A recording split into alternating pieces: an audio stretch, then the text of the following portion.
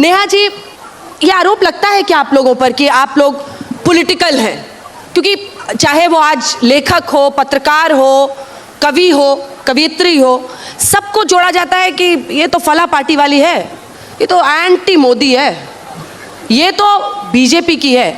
ऐसा आरोप लगता है क्या? और किस तरह के विरोध का आपको सामना करना पड़ता है? ऑनलाइन ट्रोलिंग हो या फिर कोई भी विरोध जो आप झेलती है, उसके बारे में वो अनुभव बताएं। बिल्कुल विरोध होता है। अभी मेरे को भाजपा विरोधी लोग कहते हैं बड़ा कि ये तो हमेशा मोदी जी की आलोचना करती हैं, योगी जी की आलोचना करती हैं।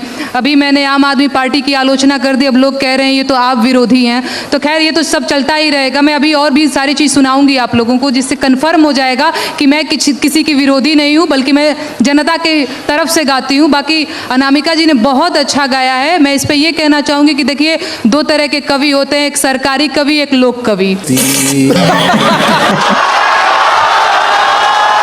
तो देखिए, ठीक है, यदि मुझे ठीक है, मैं जवाब लूंगी, आपका जवाब लूंगी, पूरा कर लेने दीजिए।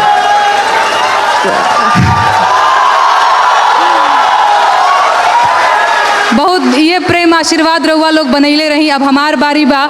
बहुत नौजवान लोग भी बा पीछे से ताली बजा रहल बा, और बहुत लोग बेरोजगार बा।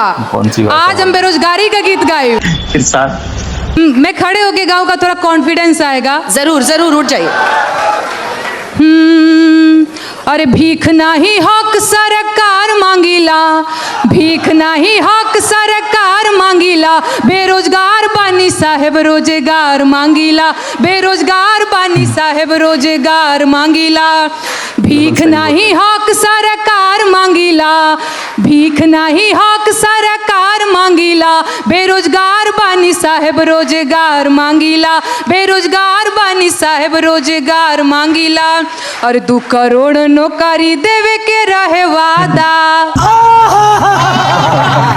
कहत रहल कि रोजगार मिली ज्यादा, कहत रहल कि रोजगार मिली ज्यादा। 2 करोड़ नौकरी देवे के रहे वादा, कहत रहल कि रोजगार मिली ज्यादा। सुना, नून तेल पैसा ना उधार मांगीला, नून तेल पैसा ना उधार मांगीला, बेरोजगार बानी साहेब रोजगार मांगीला, बेरोजगार बानी साहेब रोजगार मांगीला। नवा लोग का कहता, अरे उमर आधी आइल भइल जवानिया बेकार, नौकरी कहिया मिली, किया ही दादा कहिया मिली। उमर आधी आइल भइल जवानिया बेकार, नौकरी कहिया मिली, दुलरुआ बबुआ भइले भार, नौकरी कहिया मिली। और भीख नाही हक सरकार मांगीला, भीख नहीं हक सरकार मांगीला, बेरोजगार बानी साहेब रोजगार मांगीला, बेरोजगार बानी साहेब रोजगार मांगीला। और देश के इकोनॉमी के बैठ गइल भट्ठा, अरे आँख खोला देखा मलिकार हुए झूठा, देश के इकोनॉमी के बैठ गइल भट्ठा, आँख खोला देखा मलिकार हुए झूठा। खेत बाड़ी जमीन ना बधार मांगीला, खेत बाड़ी जमीन ना बधार मांगीला, बेरोजगार बानी साहेब रोजगार मांगीला, बेरोजगार बानी साहेब रोजगार मांगीला। देखिए, यही तो भारत की खूबसूरती है। मुझे लगता है इसमें से कई लोग ऐसे हैं जो उनके लिए भी ताली बजा रहे हैं और इनके लिए भी बजा रहे हैं, तो ये सबसे अच्छी बात है। अच्छा, कितने लोग हैं जो दोनों के लिए ताली बजा रहे हैं? सारे। ये हुई ना बात। लेकिन आप उस पर एक जवाब देना चाह रही थी। जी हाँ, देखिए, इन्होंने जो कहा है वो क्या है और क्यों आप लोगों ने समझा है वो तो मुझे नहीं पता, लेकिन एक बात मैं ज़रूर कहती हूँ कि बात में कुछ बात हो, वो बात होनी चाहिए, चाहे किसी की भी हो। अभी आपने पूछा कि किसकी तरफ ताली बजाई जा रही है, तो आपने दोनों के लिए हाथ खड़ा किया, तब मैं कहती हूँ फेंको अपनी पूरी शक्ति के साथ फेंको, कि बात में कुछ बात हो, वो बात होनी चाहिए, जीत होनी चाहिए या मात होनी चाहिए। और पीठ पीछे कुछ भी कहना तो बहुत आसान है, पीठ पीछे कुछ भी कहना तो बहुत आसान है, सामने से कह सको औकात होनी चाहिए। कौन है? नेहा सिंह, क्या आप न्यूट्रल हैं? ये सवाल मैं इसलिए पूछ रही हूँ क्योंकि आपने कहा कि मैं बीजेपी सरकार के खिलाफ लिखती हूँ तो लोग उंगलियां उठाते हैं, मैंने आपके खिलाफ भी लिखा है, लेकिन आप बिहार में हैं तो कई लोग ये आरोप लगाते हैं कि आरजेडी के खिलाफ कभी नहीं बोलती। नहीं, क्या ऐसा है? बताता हूँ। नहीं, बिल्कुल। जब मैंने बिहार में काबा गाया था तो लोगों ने कहा ये तो आरजेडी की एजेंट है। और अब देखिए लोगों का भोलापन, जबकि उस गाने में बिहार में काबा में 2 लाइन है कि 15 साल चच्चा रहले 15 साल पप्पा, 15 साल चच्चा रहले 15 साल पप्पा, तबो ना मिटल बेरोजगारी के ठप्पा। अरे काबा, बिहार में काबा। अब बताइए मैं कहाँ से यहाँ आरजेडी की एजेंट हो गई? बात तो सही है। दूसरी चीज़, मुझे लगता है मैं न्यूट्रल हूँ। अभी मैंने ये लिकर पॉलिसी पे मैंने एक गीत लिखा है, आम आदमी पार्टी को ट्रोल करते हुए, आलोचना करते हुए कह लीजिए।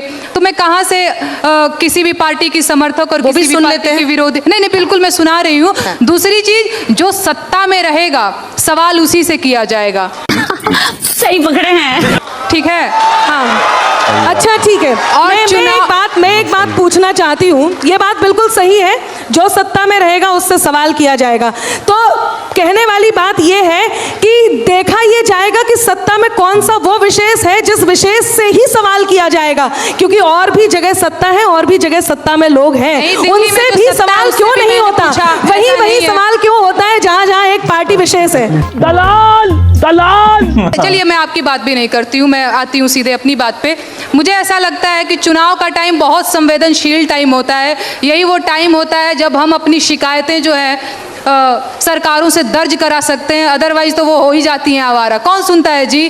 फलाने भी जीत गए, ढिमकाने भी जीत गए, कोई सुन रहा है आपकी बात? चुनाव के टाइम पे इन लोगों की पूछ दबी रहती है।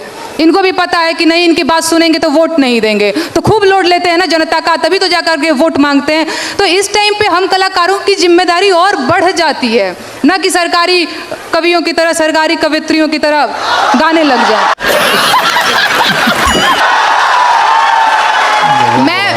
मैं किसी को यहाँ ट्रोल नहीं कर रही हूँ। जो मैं हूँ मैं वो बस आप लोगों को बता रही हूँ कि मैं न्यूट्रल हूँ। मैं खुद को लोक गायिका कहती हूँ और मुझे लगता है कि एक सच्चा कलाकार लोक के हितों से कभी समझौता नहीं कर सकता, तो वो मैं करती हूँ।